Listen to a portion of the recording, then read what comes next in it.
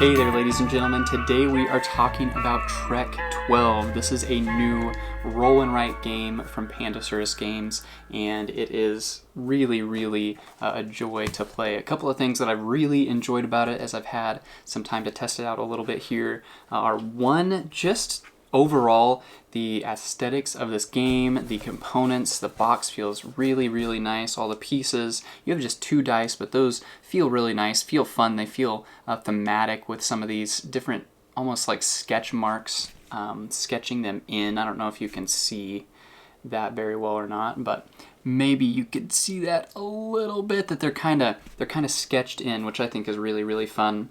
And then just the maps right here and the cards that you get as well. So really neat. And another thing about this game, so I guess I'll tell you a little bit about how the game is played. So you're going to take these 2 dice and you roll them, and everyone that's playing, one thing that's nice is you have a solo mode, and then you can play all the way up to as many of these sheets as you have. So I think you can play, up to 50 people at once, but obviously you're going to run out of sheets. And so you take one of these and you pick 1 or 3 depending on the game mode, but you're going to play 1 at a time.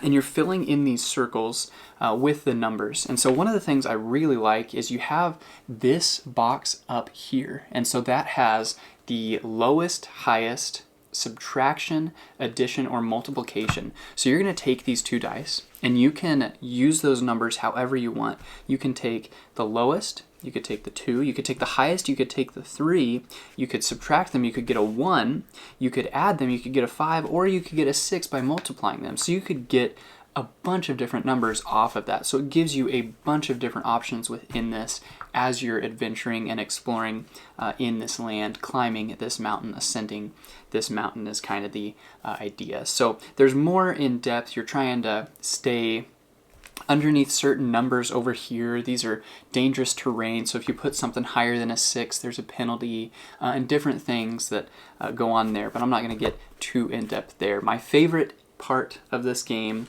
is this right here. You have all of these extra little bags, little envelopes, they're not bags, little envelopes that you get to open as you play this game. I have opened all of them already, and so as you do different things, so this one right here, this is the very first one you'll probably be able to open, and it has 5, if you get 5 of the same number in a group, so 5 4s, 5 7s, 5 1s, whatever it is, if you get 5 in a group, at the end of the round you get to open this and it expands the game. I'm not going to give it away, but it expands the game in some really fun ways. And there's, I think, 6 of those. 1, 2, 3, 4, 5, 6. So there's 6 of those that you get to open as you play the game. If you want to and you don't care, you can just open those as soon as you get the game. But I think it's a really fun idea to be able to continue to expand the game as you play. And so really neat. There are 3 different little instruction manuals. And so you're going to start out with the just original Trek rulebook, which is really pretty small, pretty simple to get a feel for the game. And then once you play a quick game, then you can dive into the expedition mode, which is where I was telling you you can take these 3 and you'll play 3 different maps, and that allows you to kind of keep a cumulative score of these stars is what you're looking for. That's your reputation, and so you're trying to grow your reputation. And then on the back here you can write down the best scores and keep track and continue to try and beat that more and more, the best scores that you get on those. So really fun idea. And then you also have the free solo mode. If you're wanting to play solo, you can do that, and that's just a very quick read as well. So that is this game. I really have been enjoying it.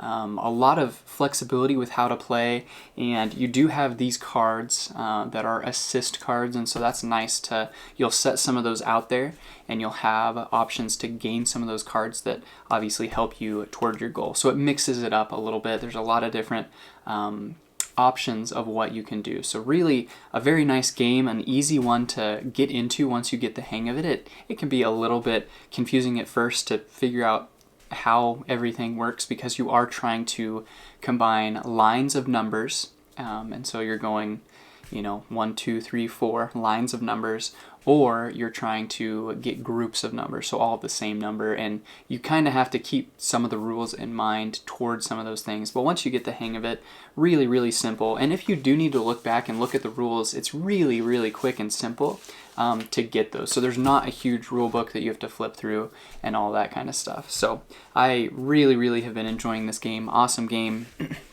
It's a great balance of simplicity and giving you enough to, again, expand your game, which I think is just so fun to look forward to something in this game. It's like this, it comes with a bunch of mini expansions to it, which I think is just a really neat feature of that, as opposed to just, here's the game, play, go.